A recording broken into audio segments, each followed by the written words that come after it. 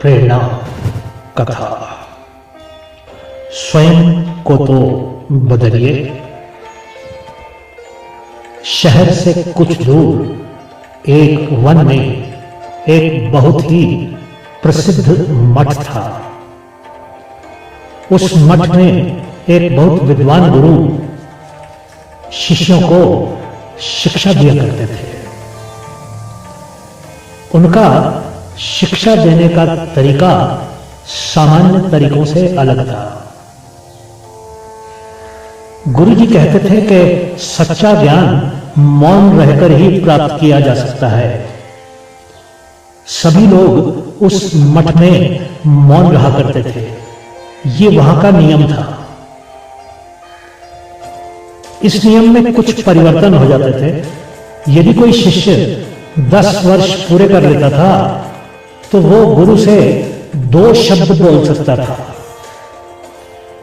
एक शिष्य पहले 10 वर्ष पूरे होने के बाद अपने गुरु के पास गया। गुरु जी को मालूम था कि उस शिष्य के 10 वर्ष पूरे हो चुके हैं।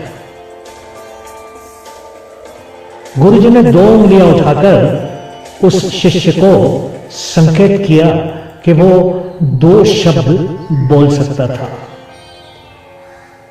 शिष्य ने गुरु जी से कहा, खाना गंदा।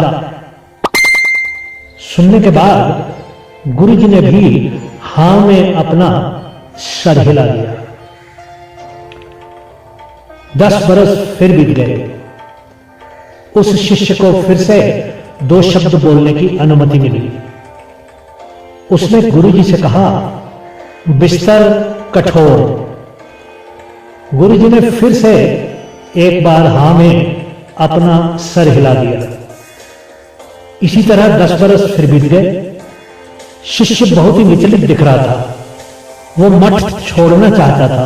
उसने फिर से 2 शब्द बोलने की अनुमति मिली। उस शिष्य ने गुरु जी से कहा, नहीं होगा। गुरु जी ने कहा, जानता था। इसके बाद गुरु जी ने उस शिष्य को जाने दिया।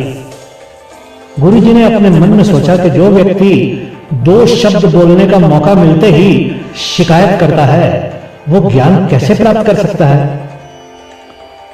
मित्रों, आपको बहुत से लोग ऐसे मिल जाएंगे जो जरा सा मौका मिलते ही शिकायतें करने लगते हैं। वास्तव में वो लोग हर चीज में त्रुटियां ही खोजते रहते हैं। ऐसे लोग शायद ही कभी अपने लक्ष्य को प्राप्त कर सकते हैं। शिष्य का सारा ध्यान खाने पर ही था और 10 बरस बाद पहला मौका मिलते ही उसने खाने की शिकायत की। वो शिष्य चुपचाप 10 वर्षों में खाना बनाना सीख भी सकता था। उसके दिमाग में बस यही सवाल चल रहा था कि कब मौका मिले और वो शिकायत करे। 20 बरस बहुत बड़ा समय होता है। अगर वो चाहता तो वो गुरु द्वारा दिए जा रहे ज्ञान के साथ खाना स्वादिष्ट बनाने और अपने कठोर बिस्तर को नरम बनाने की कला भी सीख ही सकता था।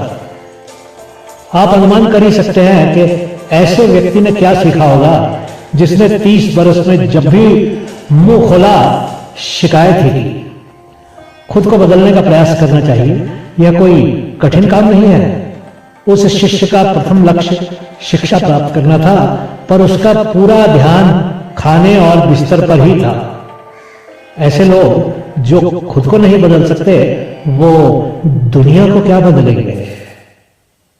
सुनने के लिए आपका बहुत बहुत धन्यवाद।